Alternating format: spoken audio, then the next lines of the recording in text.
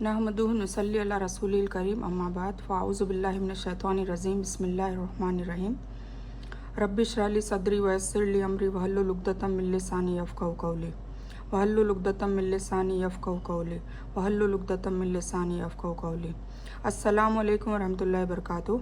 अल्हम्दुलिल्लाह अल्हम्दुलिल्लाह। आज से हम कुरान शरीफ का तर्जुमे का आगाज़ करते हैं और मेन मकसद मेरा वर्कशॉप बनाने का रमज़ान से जो पहले जो सबसे पुराने मेंबर्स है सबको पता है कि तब से सब लोग देखते आ रहे हैं अल्हम्दुलिल्लाह। उसके बाद हमने वर्कशॉप नंबर 2 में स्टोरी की सीरीज़ स्टार्ट करी थी, प्रॉफिट्स की स्टोरी, मतलब अम्बिया की कहानियाँ।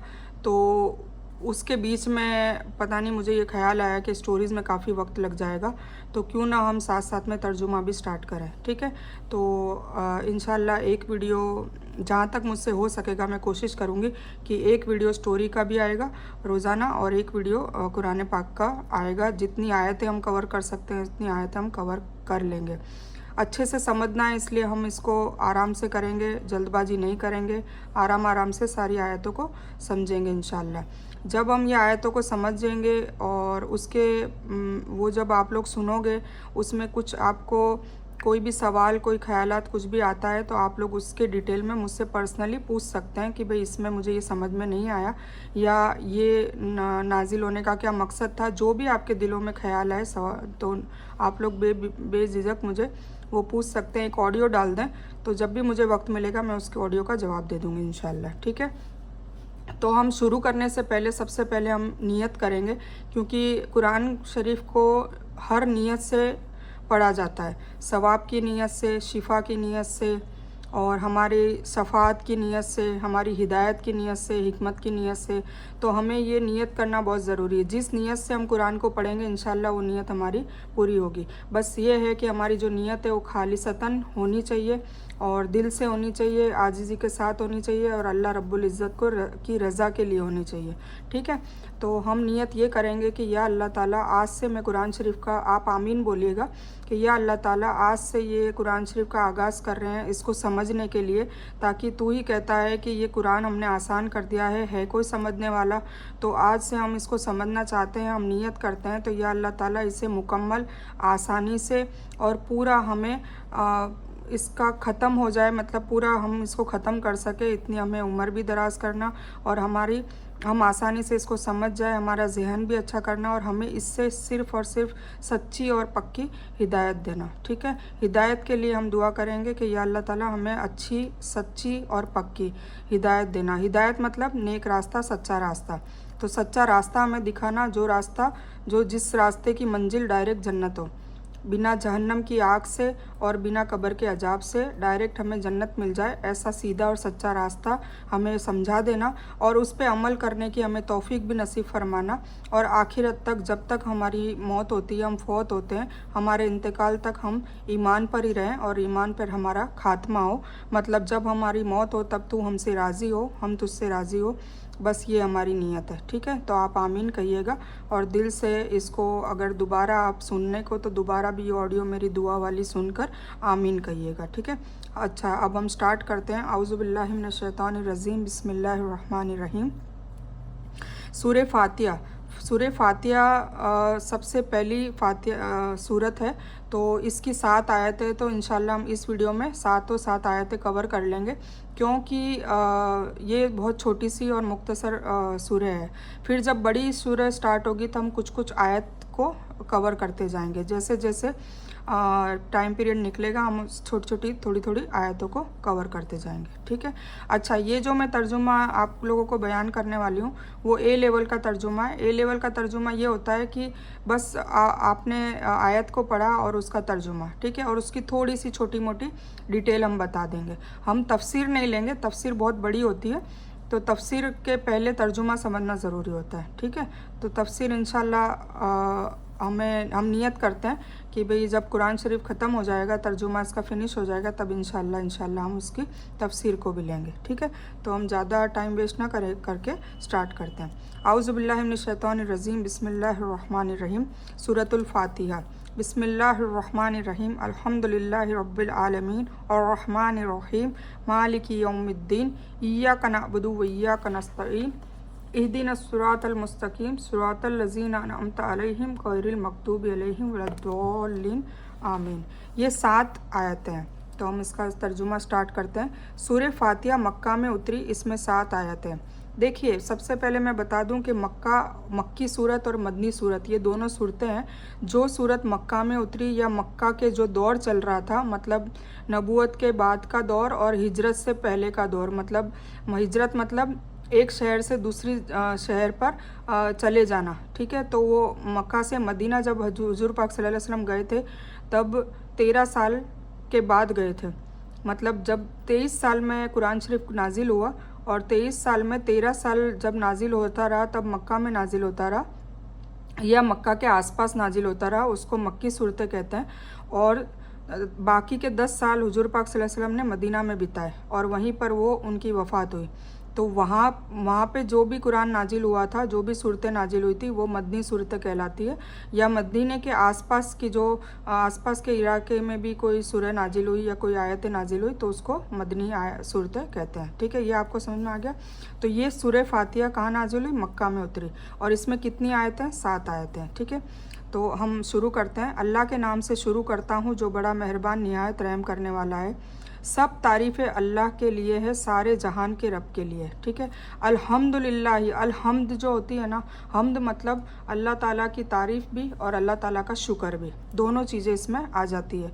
तो हम तमाम की तमाम तारीफ़ें और तमाम का तमाम शुक्र अल्लाह ही को करते हैं, क्योंकि वो रब्बिल आलमीन है। रब्बिल आलमीन रब है, आलम का मतलब सारे जहानों का वो रब है, वो इकलौता एक ही रब है, ठीक है। और रहमानी रहीम, बड़ा मेहरबान है, बहुत रहम करने वाला है, ठीक है। बदले के दिन का मालिक है, मालिक यौमिद्दीन, बदले के दिन का मतलब क़यामत के दिन का मालिक है। फिर इय्याका नाबुदु व इय्याका नस्तईन, हम तेरी ही इबादत करते हैं और तुझी से मदद मांगते हैं। अब हम एक एक आयत का थोड़ा सा डिटेल ले लेते हैं। सूरह फातिहा कुरान की पहली सूरह है जिसकी हदीसों में बड़ी अहमियत है। फातिहा का मतलब होता है शुरुआत, स्टार्ट करना, उसको कहते हैं फातिहा। इसीलिए इस सूरह का नाम फातिहा, क्योंकि कुरान शरीफ की सबसे पहली सूरह स्टार्ट इसी से हो रहा है ना, शुरुआत इसी से हो रही है, इसलिए इसका नाम फातिहा है। इसीलिए इसे फातिहा अल फातिहा यानी फातिहतुल किताब कहा गया है, ठीक है। इसके दूसरे भी बहुत से नाम हदीसों में साबित है। सूरह फातिहा का बताया जाता है कि कम से कम 20 से 22 नाम हैं सूरह फातिहा का। 7 आयतों वाली सूरह भी कहा जाता है और इसको ये एक मौजूजे के रूप में भी आई थी, तो इसको इसीलिए और ये एक मुकम्मल सूरत के रूप में भी आई थी, मतलब 7 आयत एक साथ उतरी है। वरना कई सूरतों की आयतें क्या होती है, टुकड़ों टुकड़ों में उतरी थी, पर यह पूरी की पूरी मुकम्मल सूरत नीचे उतार दी गई थी, ठीक है। यह सूरह मक्की है। मक्की या मदनी का मतलब है जो सूरतें हिजरत 13 नबूवत से पहले नाजिल हुई वह मक्की है, चाहे उनका उतरना मक्का में हुआ है या उसके आसपास। मदनी सूरतें वह है जो हिजरत के बाद नाजिल हुई, चाहे मदीना या उसके आसपास के इलाकों में नाजिल हुई या उनसे दूर, यहाँ तक कि मक्का और उसके आसपास ही क्यों ना नाजिल हुई, ठीक है ना। मक्का मतलब हिजरत के बाद मदीना चले गए थे हुजूर पाक सल्लल्लाहु अलैहि वसल्लम, मदीना के बाद कभी जैसे हज पढ़ने आए, वापस उम्रा करने मक्का में जब आए, उस दौर में अगर कोई नाजिल हुई तो वो भी मदनी सूरत ही कहलाती है। ये मैंने आपको पहले ही समझा दिया है। बिस्मिल्लाह के बारे में इख्तलाफ है कि हर एक सूरह की आयत है या हर एक सूरह की आयत का हिस्सा है। मतलब बिस्मिल्लाह को कुछ मुफस्सिरीन कहते हैं कि हर सूरत का ही हिस्सा है। जैसे ये एक बिस्मिल्लाहिर्रहमानिर्रहीम को एक आयत दे दिया, इसको 2 दिया है ना। और कुछ लोग इस आयत अल्हम्दुलिल्लाह रब्बिल आलमीन को पहली आयत कहते हैं। तो ये मुफस्सिरीन की अपनी अपनी सोच है, हम इसमें नहीं पढ़ेंगे, ठीक है। तो रब, अल्लाह के अच्छे नामों में से एक नाम रब है, जिसका मतलब है हर चीज़ को पैदा करके उसकी ज़रूरतों को पूरी कराने वाला और उसे पूर्ति तक पहुंचाने वाला, ठीक है। रब किसको कहते हैं? पालनहार को। पालनहार मतलब जो हमें पालता है, पोसता है, हमारी सारी ज़रूरतों को पूरी करता है। जैसे सूरज से रोशनी भी अल्लाह ताला दे रहा है, पानी भी हमें प्रोवाइड करवा रहा है, सब हम प्यासे ना रह जाएं। फिर हमें धूप मिलती है, फिर हमें फल फ्रूट के लिए हमारे लिए सारे पेड़ पौधों का इंतज़ाम किया। और तालाब है, समुद्र है, समुद्र की मछलियाँ और उनके जो जीव जंतु है वो खाने के भी इस्तेमाल आते हैं, सवारी के भी इस्तेमाल आते हैं। इसी तरह चौपाए हैं जो 4 पैर के जानवर हैं, कुछ सवारी में इस्तेमाल आते हैं, कुछ खाने में इस्तेमाल आते हैं, कुछ पालते पोसते हैं और उसका और भी इस्तेमाल हम लोग करते हैं। तो अल्लाह ताला ने हमें सिर्फ पैदा ही नहीं किया है, वो उसका एक नाम रब है। सबसे पहला नाम अल्लाह तो जाती नाम है, उसके सिफाती नाम बहुत है। रब है, रहमान है, रहीम है, मालिक है। तो ये सारे नाम इंशाल्लाह हमारे इस कुरान में आते रहेंगे। तो ये सब सिफाती नाम है, मतलब उसके जो सिफात है उसमें जो क्वालिटीज़ है तो वो उसके नाम को बयान करती है। जैसे सबसे पहला नाम क्या आया, अल्हम्दुलिल्लाहि रब्बिल आलमीन। रब, ये जो अल्लाह है वो तो जाती नाम है, ठीक है, अल्लाह तो जाती नाम है, बाकी सब 99 नाम जो है सिफाती नाम है। तो सबसे पहला सिफाती नाम है रब। रब का मतलब पालनहार, हमारी सारी की सारी ज़रूरतों को पूरी करने वाला कौन है, सिर्फ और सिर्फ कौन है, अल्लाह। तो उसको रब कहा गया है और वो तमाम जहानों का रब है। मतलब हमारी एक दुनिया जो है वो एक जहान है, फिर दुनिया के अलावा कुछ ग्रहों, अलग अलग ग्रह के लोग हैं, पृथ्वी, समुंदर के जीव है, तो वो सारे अलग अलग जहान के लोगों का सबका ही रब है। और हम तो जानते तक नहीं कि कितने हमारे अलावा जहान है दुनिया में और दुनिया के अलावा और गैलेक्सी में, है ना। तो अल्लाह ताला सबका रब है, सबको पालने वाला है। एक छोटे से छोटा कीड़ा भी जो पत्थर के नीचे भी दबा हुआ है उसकी भी रिस्क का इंतजाम कौन करता है, अल्लाह रब्बुल इज़्ज़त। और बड़ी से बड़ी व्हेल मछली जो कई गुना हमारे से बड़ी होती है उसके खाने का इंतज़ाम भी कौन करता है, अल्लाह, ठीक है। अल्लाह को जो मानता है उसका भी खाने का इंतज़ाम करता है, जो नहीं मानता उसका भी इंतज़ाम करता है, क्योंकि वो रहमान है। इबादत का मतलब है किसी की खुशी के लिए बहुत आजिज़ी, बेबसी और विनय का इजहार। और इब्ने कसीर के कौल के एतबार से दीन में पूरी मोहब्बत, आजिज़ी और डर का मजमुआ का नाम है इबादत, ठीक है। यानी जिसके साथ प्रेम भी हो, उसकी ताकत के आगे लाचारी भी हो, बेबसी का इजहार भी हो और ज़ाहिरी या बातिनी असबाब के ज़रिए उसकी पकड़ का डर भी हो, है ना। मतलब अल्लाह ताला से हमें कैसा रिलेशन, कैसी हमें अपने आप से और अल्लाह ताला के बीच में हमारा जो रिलेशन है, जो संबंध है वो कैसा होना चाहिए। वो ऐसा होना चाहिए कि हम अल्लाह ताला की इबादत जब करें तो आजिज़ी भी हो, हमारी नरमाई भी हो, बेबसी भी हो, लाचारी भी हो, विनय का भी इजहार हो, है ना। और पूरी मोहब्बत के साथ हम जैसे नमाज़ पढ़ रहे हैं, रोज़े रख रहे हैं, तो इसमें हमारे साथ हमें मोहब्बत भी होनी चाहिए। अल्लाह से मोहब्बत की वजह से भी करें कि अल्लाह ने हमारे कितना रहमान है, इतने गुनाह करने के बाद भी हमारे गुनाहों को जाहिर नहीं करता और हमें नेमतों पे नेमतें देते जाता है और नेमतें गिनाता भी नहीं है। अभी कोई दुनिया में कोई भी हमें हमारे लिए कोई अच्छा काम कर देगा, हम पे एहसान कर देगा, तो एक वक्त आने पर वो गिना देता है, वो एहसान को जाहिर कर देता है। पर एक और सिर्फ एक अल्लाह रब्बुल इज़्ज़त है जो एहसानों को न तो जाहिर करता है, न ही अपनी जो नेमतें देता है वो गिनाता है, और न ही कोई हम जब गुनाह कर देते हैं जाने अनजाने में तो हमारे गुनाहों को जाहिर भी नहीं करता और न ही वो नेमतों को छीन लेता है ना। अगर गुनाह देखने पर या गुनाह के वजह से अगर नेमतें छीनने का हो तो दुनिया में किसी के पास नेमत नहीं होगी। सही कह रही हो ना। जाने अनजाने में हर कोई गुनहगार है, हर कोई गुनाह करता है, ठीक है। तो अल्लाह उस पर पर्दा भी डाल देता है। तो वो क्योंकि वो रहमान है। फिर वो रहीम भी है। रहमान और रहीम का अमूमन एक ही मतलब निकाला जाता है, पर अगर इसकी डिटेलिंग समझे तो रहमान कहा जाता है, मुफस्सिरीन जो स्कॉलर्स कहते हैं कि रहमान वो है जो दुनिया के लिए, मतलब आप गुनाह कर रहे हो या आप नेक हो या आप बदबख्त हो या आप अच्छे हो, अच्छे अखलाक वाले हो, या आप कैसे भी जालिम हो या आप मुल्जिम हो, मतलब आप पे जुल्म हो रहा है, आप अच्छे हो या बुरे हो, इन शॉर्ट अल्लाह ताला आप पे रहमान है। मतलब आपको सूरज की रोशनी भी देगा, पेड़ों से फल फ्रूट भी देगा, पेड़ों से हवा भी देगा और खाने के लिए भी इंतज़ाम करेगा, रिस्क भी देगा, सारी नेमतें भी देगा, औलाद भी देगा। तो वो सारी चीज़ें देगा, चाहे हम गुनाह कर रहे हैं चाहे हम सवाब कर रहे हैं। तो वो रहमान किसके लिए, दुनिया के लिए। पर वो रहीम है। रहीम मतलब दोनों का मतलब ऐसे ही निकाला जाता है, बड़ा मेहरबान, बहुत रहम करने वाला, दोनों में रहम रहम है। पर रहीम वो कब होगा, वो मरने के बाद, क़यामत के दिन। फिर वो रहीम किसके लिए होगा, जो नेक लोग होंगे उन्हीं के लिए रहीम होगा, क्योंकि हिसाब किताब लिया जाएगा। जिन्होंने गलत काम किए होंगे और अपने गुनाहों की माफ़ी नहीं मांगी होगी ज़िंदा रहते हुए और अल्लाह की तरफ रुजू नहीं किया होगा और अल्लाह के बताए हुए हुक्मों पे नहीं चला होगा, हुजूर पाक सल्लल्लाहु अलैहि वसल्लम की इताअत नहीं की होगी, तो फिर उस वक्त जो रहीम है वो रहीम की सिफ़ात उन लोगों के लिए बिल्कुल नहीं होगी, उनको जहन्नम में डाला जाएगा। तो अभी भी हमारे पास वक्त है कि हमने जाने अनजाने में जो भी गुनाह किए उन सब की माफ़ी तलाफ़ी करें और हम अल्लाह की तरफ रुजू करें। और अल्लाह की तरफ रुजू करने का सबसे बेहतरीन अहमियत वाला जो काम है वो हुजूर पाक सल्लल्लाहु अलैहि वसल्लम ने हमें बता बता दिया है कि सबसे बेहतरीन काम है कुरान को समझ के पढ़ना, कुरान को सीखना, कुरान को सिखाना। ठीक है, तो हमने आज इसका आगाज़ कर लिया है, तो आज हम इंशाल्लाह हम इसको मुकम्मल करने की पूरी कोशिश करेंगे। तो आप लोगों को समझ में आ गया कि इबादत का क्या मतलब है और हमारा अल्लाह ताला से रिश्ता कैसा होना चाहिए। तो इबादत का मतलब है किसी की खुशी के लिए बहुत आजीज़ी, बेबसी और विनय का इजहार। इब्ने कसीर के कौल के एतबार से दीन में पूरी मोहब्बत, आजीज़ी और डर के मजमुआ का नाम है इबादत, यानी जिसके साथ प्रेम भी हो, मोहब्बत भी हो और उसकी ताकत के आगे लाचारी भी हो। मतलब हम अल्लाह से मोहब्बत भी करें और अल्लाह से खौफ भी करें। सिर्फ खौफ करेंगे तो मायूसी आ जाएगी, नेगेटिविटी आ जाएगी, और अल्लाह ताला कहता है जैसा गुमान करोगे वैसा ही मैं तुम्हें मरने के बाद दूंगा। तो हमें मायूसी भी नहीं करनी है, और ज़्यादा सिर्फ हम मोहब्बत करेंगे और ये सोचेंगे कि नहीं अल्लाह तो रहमान है, अल्लाह तो हमें माफ़ कर देगा, अल्लाह हमें यहाँ पकड़ नहीं रहा तो वहाँ भी नहीं पकड़ेगा, ये ऐसा नहीं है, ऐसा बिल्कुल नहीं है। क्योंकि कुरान में जैसे जैसे आगे पढ़ेंगे हमें समझ में आएगा कि कुरान में यही लिखा है वतीउल्लाह वतीउर रसूल सल्लल्लाहु अलैहि वसल्लम, अल्लाह की इताअत करो, हुजूर पाक सल्लल्लाहु अलैहि वसल्लम की इताअत करो, तो ही तुम्हें जन्नत मिलेगी। जन्नत तो मिलेगी पर जहन्नम भी मिल सकती है, गुनाहों की सज़ा भुगतने के बाद जन्नत मिलेगी।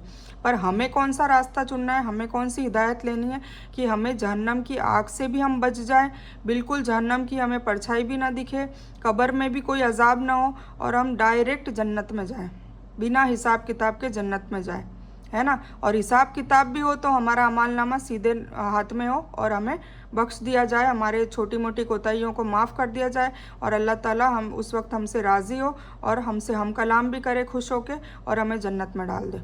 तो असली हमारा जो इनाम है वो है कि जहन्नम और कब्र के अजाब से बचकर जन्नत में जाना, है ना। तो उसके लिए हमें क्या करना होगा, हमें एतदाल में रहना होगा, हमें बीच में बैलेंस में रहना होगा, हमें अल्लाह से मोहब्बत भी करनी होगी और अल्लाह से डर भी रखना होगा, तब जाके हम गुनाहों से भी बचेंगे और हम अल्लाह के नज़दीक ज़्यादा से ज़्यादा जा पाएंगे। ठीक है, तो उसकी ताकत के आगे लाचारी और बेबसी का इजहार भी हो और जाहिरी या बातिनी असबाब के जरिए उसकी पकड़ का डर भी हो। जाहिरी और बातिनी असबाब मतलब हम जो भी सुबह से लेकर रात तक, जाहिरी मतलब अपनी बॉडी से जो भी काम ले रहे हैं और बातिनी मतलब हमारे दिलो दिमाग से भी जो भी काम ले रहे हैं, तो हम हमारे बॉडी से फिज़िकली, और वर्कशॉप नंबर 1 में जैसे वीडियो नंबर 3 में और 4 में आपको बताया गया था ना कि पाकी आधा ईमान है, उसमें बॉडी की भी सफाई रखनी है, उसको भी पाक रखना है, दिल को भी पाक रखना है, नफ्स को भी पाक रखना है।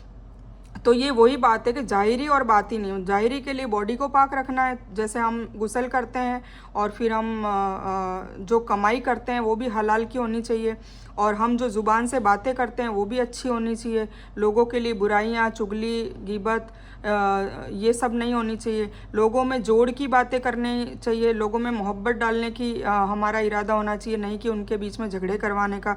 तो ये तो सारे आ गए जाहिरी, और बातिनी है दिल और दिमाग से जो भी हम काम लेते हैं। ठीक है, हमारी सोच, हमारे दिल में वसवसे, ये सब भी मतलब ऐसा होना चाहिए, पाक होना चाहिए कि अल्लाह उसके ज़रिए उसकी पकड़ ना करे, उसका डर हो। ठीक है, सीधा जुमला ये है कि इय्याका नाबुदु व इय्याका नस्तईन, इसका मतलब है ना, तो हम तेरी ही इबादत करते हैं और तुझी से मदद मांगते हैं, हम तेरी ही इबादत करते हैं और तुझी से मदद मांगते हैं। इसका क्या मतलब है, इसका मतलब है कि यानी हम तेरी इबादत करते हैं और तुझसे मदद मांगते हैं, लेकिन अल्लाह मकसूद खुसूसियत पैदा करना है, मतलब अल्लाह का ख़ास मकसद ये है कि हम तेरी इबादत करते हैं, तुझी से मदद चाहते हैं, न इबादत अल्लाह के सिवा किसी और की जायज़ है। ठीक है, किसी और की इबादत अल्लाह के सिवा बिल्कुल जायज़ नहीं है, और न मदद किसी से मांगनी जायज़ है। अब कौन सी मदद, गैबी मदद। फिर कोई कहेगा कि ज़ाहिरी मदद तो जैसे पानी पिला दो, खाना दे दो,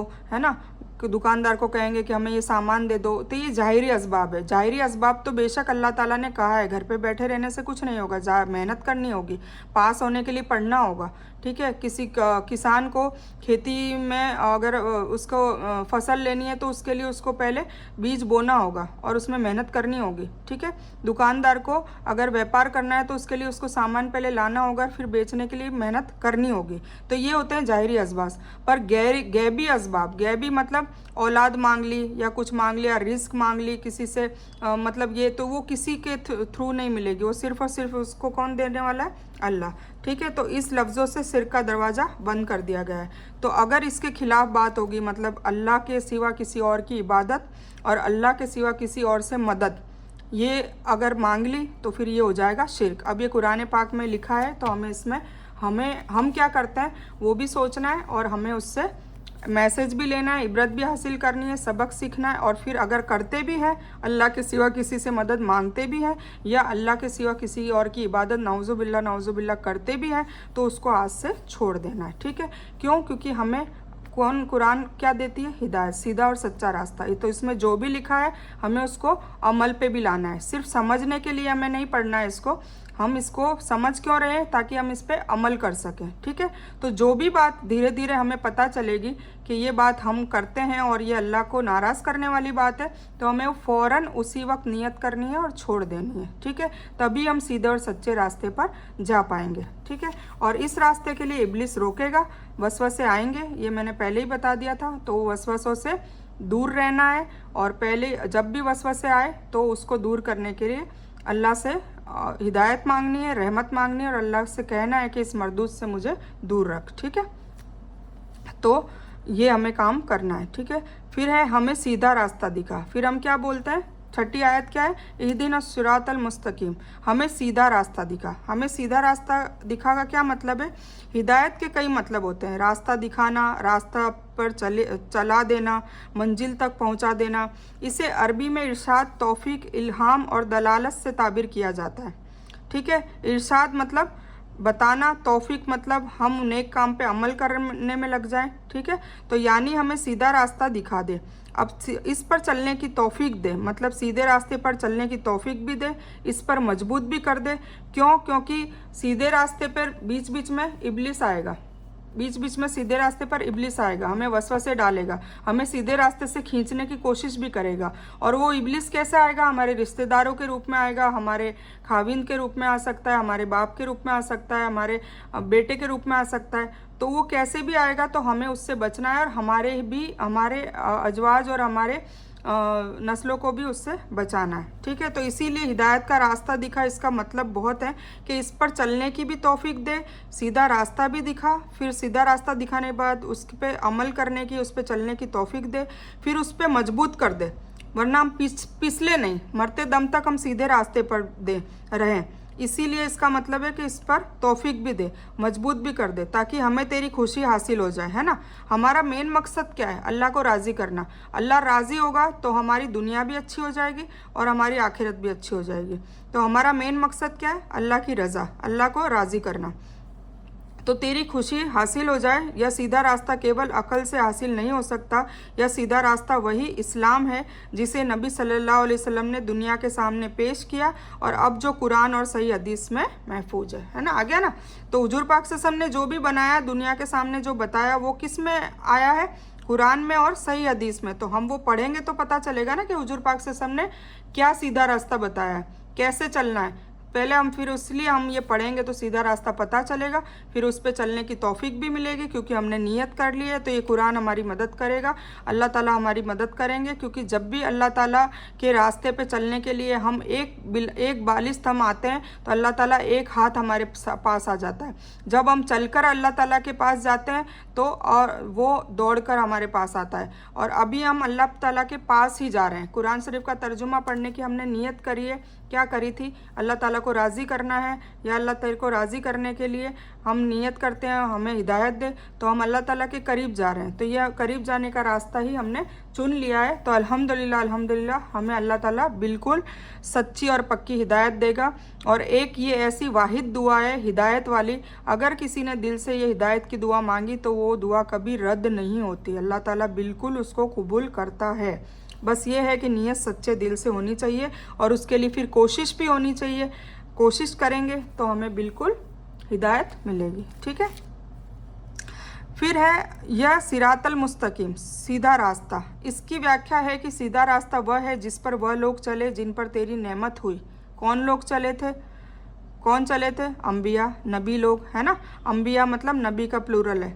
आदम अलैहिस्सलाम से लेकर हुजूर अक़दस सल्लल्लाहु अलैहि वसल्लम तक जितने भी लोग हैं, वो जिन रास्ते पे, जिस रास्ते पे चले वो रास्ता हमें सिखा। शहीदों का सिद्दीकों का, सिद्दीक मतलब सच्चे लोग, और नेक लोगों का, है ना। तो ये रास्ता हम मांग रहे हैं, तो इंशाल्लाह इंशाल्लाह अल्लाह ताला हमें भी इस रास्ते पर ले आएगा। कुछ हदीसों से साबित है कि जिन पर अल्लाह का गज़ब, अब जैसे ये वाली हमने क्या मांगा, सिरातल मुस्तकीम, सीधा रास्ता भी मांगा, और फिर क्या मांगा अल्लाह से, सिरातल लज़ीना अनअमता अलैहिम गैरिल मग़दूबी अलैहिम वलद्दौलिन, उन लोगों का रास्ता, मतलब सीधा रास्ता कौन सा, अल्लाह को फिर हम मांग रहे हैं, उन लोगों का रास्ता जिन पर तूने इनाम किया। किस पर इनाम किया और क्या इनाम किया, जन्नत की बशारत दे दी, दुनिया में ही दे दी, नबियों को तो दुनिया में ही दे दी थी, है ना। और कुछ सहाबा, अशरा मुबशरा कहा जाता है, 10 सहाबाओं को भी जन्नत की बशारत दे दी थी। तो ऐसा अगर हमारे साथ भी हो तो, है ना, तो हम उनका रास्ता चुनेंगे तो बेशक हमें भी इंशाल्लाह इंशाल्लाह जन्नत मिलेगी, और जहन्नम के अजाब और कब्र के अजाब से निजात के बाद उसके मतलब वो बिल्कुल ना मिले, और सीधे डायरेक्ट जन्नत का हम टिकट मांग रहे हैं। तो वो जन्नत मंजिल कब मिलेगी, जब हम इनके रास्ते पे चलेंगे। तो वो रास्ते पे चलने के लिए पहले हम वो रास्ता ही मांग रहे हैं। पहले तो हमें ये तय करना है कि रास्ता है भी कौन सा सीधा, है ना। क्या पता हम कोई और रास्ते पे चल रहे हैं और उसको सीधा रास्ता समझ रहे हैं, जबकि कुरान कोई और रास्ता बता रहा है ना। तो इसीलिए हम सबसे स्टार्टिंग में ही अल्लाह ताला से ये दुआ कर रहे हैं, और ये अल्हम्द जो है वो बेहतरीन दुआ है। कैसे दुआ है अभी इसके बाद मैं बताती हूँ। तो सीधा रास्ता समझ में आ गया ना, कि कौन सा रास्ता, जिन पर तूने इनाम दिया। और फिर हम एक और चीज़ मांग रहे हैं, नहीं वो रास्ता जिन पर तेरा गजब हुआ, और नहीं गुमराहों का। मतलब हम ये चीज़ भी मांग रहे हैं, जिस पे इनाम दिया वो रास्ता भी हमें बता, और वो रास्ते पे कभी मत ले जाना जिन पर तूने गजब किया, तेरा गजब हुआ, मतलब तू गुस्सा हुआ, और जो गुमराह हो गए, मतलब जो कन्फ्यूज़ है, जिनको पता ही नहीं है कि कौन सा रास्ता सीधा है, और वो गलत रास्ते पे चल रहे हैं और क्या समझ रहे हैं कि वो सीधा रास्ता है। तो ऐसे 2 टाइप के लोग हैं जिन पर अल्लाह नाराज़ है, ठीक है। और कुरान में 3 टाइप के लोगों का जिक्र आता है, 3 टाइप के लोगों का। मोमिन मतलब जिससे ईमान वाला, जिससे अल्लाह राज़ी है। मुनाफिक जो अंदर से कुछ है बाहर से कुछ है, बाहर ज़ाहिरी में कुछ करता है, कुछ बोलता कुछ है, और अंदर दिल में उसके कुछ है, वो मुनाफिक। और काफिर, काफिर कौन है, जो अल्लाह ताला का बातों का इनकार करता है, अल्लाह ताला की आयतों पे अमल नहीं करता, उसका इनकार करता है। चाहे मुंह से इनकार कर रहा हो, चाहे अमल से इनकार कर रहा हो, अगर वो अमल नहीं कर रहा तो भी वो इनकार ही कर रहा है, ठीक है। तो हमने क्या मांगा, कुछ हदीसों से साबित है कि जिन पर अल्लाह का गजब उतरा से मुराद है यहूदी, क्योंकि वो इल्म रखते थे और इल्म के बावजूद भी वो उस पर नहीं चलते थे, तो अल्लाह ताला का गजब उन पर हुआ। और गुमराह से मुराद है नसारा, मतलब ईसाई। ईसाई लोग कंफ्यूज है, उनको पता ही नहीं है, उनको इल्म नहीं है कि वो सीधे रास्ते पे है भी या नहीं है। तो ये दोनों का रास्ता हमें मत बताना, ठीक है। सूरह फातिहा के आखिर में आमीन कहने पर नबी सल्लल्लाहु अलैहि वसल्लम ने न बड़ा जोर दिया है और उसकी फजीलत को बयान किया है, इसलिए इमाम और मुक्तदी दोनों को आमीन कहना चाहिए, आमीन, ठीक है। क्यों, क्योंकि ये दुआ है। तो आज हमने सूरह फातिहा मुकम्मल कर ली है, और मैं अभी सूरह फातिहा के 2-3 वीडियो भी भेजूंगी मेरे अलावा भी, ताकि आपको अच्छे से सूरह फातिहा समझ में आ जाए। इंशाल्लाह कल के वीडियो में हम सूरह अल बकर स्टार्ट करेंगे। इसके पहले मैं आपको एक छोटी सी डिटेल भी सूरह फातिहा के बारे में बता देती हूँ। ये जो सूरह है ना, ये 7 आयतों में, 7 आयत में से 3 आयतें जो हैं वो अल्लाह ताला से हम एक बॉन्डिंग, मतलब अल्लाह ताला की तारीफ़ कर रहे हैं, ठीक है। तो अल्लाह ताला ने इस सूरह से, ये सूरह देके हमको एक मैसेज दे दिया कि दुआ कैसे मांगनी चाहिए, दुआ का तरीका बता दिया। तो दुआ का तरीका क्या है, सबसे पहले दुआ मांगने से पहले अल्लाह की हम्द, अल्लाह की तारीफ़ की जाए, ठीक है। उसके बाद चौथी आयत में हम अल्लाह से हमारा बॉन्ड मजबूत कर रहे हैं, मतलब अल्लाह से हमारा रिश्ता मजबूत कर रहे हैं। और फिर बाकी 3 आयतों में हम अल्लाह से दुआ मांग रहे हैं, है ना। तो हम अल्लाह से जब तारीफ़ कर रहे हैं, जब हम नमाज में भी हम ये पढ़ते हैं अल्लाह अल्हम्दुलिल्लाहि रब्बिल आलमीन, तमाम तारीफ़ें और शुक्र अल्लाह के, सिर्फ़ और सिर्फ अल्लाह के लिए जो तमाम जहानों का रब है। तो अल्लाह ताला क्या कहता है, देखो फरिश्तों से बात करता, कहता है कि देखो मेरे बंदे ने मेरी हम्द की, मेरी तारीफ़ की, है ना। हम नमाज़ पढ़ रहे होते हैं तब अल्लाह ताला हमसे गुफ्तगू कर रहा होता है। फिर हम बोलते हैं दूसरी बात, अर्रहमानिर रहीम, तू बड़ा मेहरबान निहायत रहम करने वाला, ये भी हमने तारीफ़ की। पहले हमने रब बोल के तारीफ़ की, फिर हमने रहमान और रहीम बोल के तारीफ़ करी, उसकी सिफ़ातें हमने बयान करी। तो अल्लाह ताला कहता है कि देखो मेरे बंदे ने मेरी हमद मेरी तारीफ़ बयान करी, ठीक है, मेरी बुजुर्गी बयान करी। फिर मालिक यौमिद्दीन, तू क़यामत के दिन का मालिक है। क़यामत के दिन सिर्फ़ और सिर्फ एक ही मालिक होगा, अरसे अजीम पर बैठा होगा, सिर्फ़ और सिर्फ अल्लाह रब्बुल इज़्ज़त। और हम सब के सब उसके जो कहते हैं ना दरबार में पेश हुए होंगे, सारे के सारे, सारी मखलूक, जिन, मलिकुल, इंसान, पत्थर, सब लोग होंगे, ठीक है। तो इब्लिस और जितने नेक लोग हैं, बद लोग हैं, सारे के सारे, यहूदी, नसारा, जो भी है, पूरी की पूरी सारे जहानों के आलम सब कुछ इकट्ठा हो जाएंगे मैदान हशर में। और तब क़यामत के दिन जब आएगा तब कौन होगा, कौन है मालिक, वो है सिर्फ़ और सिर्फ अल्लाह रब्बुल इज़्ज़त। तो अब हमने ये 3 बड़ी बड़ी तारीफ़ें कर ली, है ना। 3 तारीफ़ें करने के बाद फिर हमने क्या कमिटमेंट दिया, एक मतलब अल्लाह को वादा दिया अपने आप से और अल्लाह से कि इय्याका नअबुदु व इय्याका नस्तईन, हम तेरी ही इबादत करते हैं और तुझी से मदद चाहते हैं। तो ये हमने जब बॉन्डिंग कर ली तब अल्लाह ने हमारी दुआ को कबूल करने का वादा कर दिया। अब मेरा बंदा जो भी दुआ करेगा मैं उसकी कबूल करूँगा। तो शुरुआत में ही हमने उनसे क्या दुआ मांग ली कि हमें सीधा और सच्चा रास्ता दिखा, और उन लोगों का रास्ता दिखा जिनको तूने इनाम दिया, और उन लोगों का रास्ता मत दिखाना जिस पे तेरा गजब हुआ और जो गुमराह हुए, है ना। तो हमने कितनी अच्छी दुआ मांगी और फिर हमने कहा आमीन। और फिर तुरंत ही जैसे ही हमने ये दुआ मांगी तो दूसरी सूरह में अल्लाह ताला ने उस दुआ को बता दिया कि तुम्हारी ये दुआ कैसे कबूल होगी, तुम्हें हिदायत का रास्ता कैसे मिलेगा और कौन तुम्हें हिदायत का रास्ता दिखाने वाला है। तो इंशाल्लाह हम अगली वीडियो में ये देखेंगे। तो आज मेरे हिसाब से ये सूरह मुकम्मल हो चुकी है। तो मैं ए लेवल का ही तर्जुमा बता रही हूँ, वरना इसमें बताने के लिए अगर हम बताने जाएँ अलहम्दो के लिए, सिर्फ अलहम्दो के लिए, तो 7 दिन भी कम पड़ते हैं, ठीक है। पर वो इंशाल्लाह तफसीर में देखेंगे। अभी हम सिर्फ समझने के लिए छोटा छोटा तर्जुमा लेंगे, ठीक है, ताकि सबको आसानी से समझ में आ जाए। और मैं कुछ जो मेरे खुद के फेवरेट स्कॉलर्स हैं जिनकी तर्जुमे मैं सुनती हूँ, तो मैं वो इंशाल्लाह आपको भी भेज देती हूँ ताकि आप उनसे भी सीखें, क्योंकि मेरे बताने पर और उनके बताने पे ज़मीन आसमान का फ़र्क है। मैं तो एक तालिबे इल्म हूँ, मैं कोई आलिमा नहीं हूँ। तो मैं इंशाल्लाह उनकी वीडियो भेजूँगी ताकि आप उनसे भी सीखें। तो ज़्यादा नहीं होगी, छोटी छोटी वीडियोज़ मैं भेजूँगी, तो मेरे अलावा आप उनकी भी सुने। तो आज सूरह फातिहा की मैं इंशाल्लाह तर्जुमा 2 वीडियो आपको भेज देती हूँ, ठीक है। तो ये बयान यहीं पर हम ख़त्म करते हैं। तो इस बयान में कुछ भी दीन की अच्छी और हक बात आई है वो सिर्फ़ और सिर्फ अल्लाह की तरफ से है, और बुरी या गलत बात जो गलती से या जज्बात में आकर मेरे मुंह से कुछ भी गलत वर्ड या कोई बात निकली हो वो मेरी तरफ से है। और इस गलती के लिए मैं अल्लाह अज़्ज़ व जल से और आप सबसे माफ़ी की तलबगार हूँ। मैं कोई आलिमा नहीं हूँ, मैं एक सिर्फ तालिब इल्म हूँ। अल्लाह मेरी कोशिश से आपको सही नफ़े वाला इल्म पहुँचाए और मैं आप लोगों की हिदायत और हिकमत का सदका जरिया बनूँ। बस मेरी यही तमन्ना है। आमीन सुम्मा आमीन या रब्बल आलमीन। रब्बना आतीना मिन लदुनका रहमतन व हय्यि लना मिन अमरिना रशदा। अल्लाहुम्मा सल्लि अला मुहम्मद व अला आलि मुहम्मद कमा सल्लैता अला इब्राहीम व अला आलि इब्राहीम इन्नका हमीदुम मजीद। अल्लाहुम्मा बारिक अला मुहम्मद व अला आलि मुहम्मद कमा बारकता अला इब्राहीम व अला आलि इब्राहीम इन्नका हमीदुम मजीद। व आखिरु दावाना अनिल हम्दुलिल्लाहि रब्बिल आलमीन।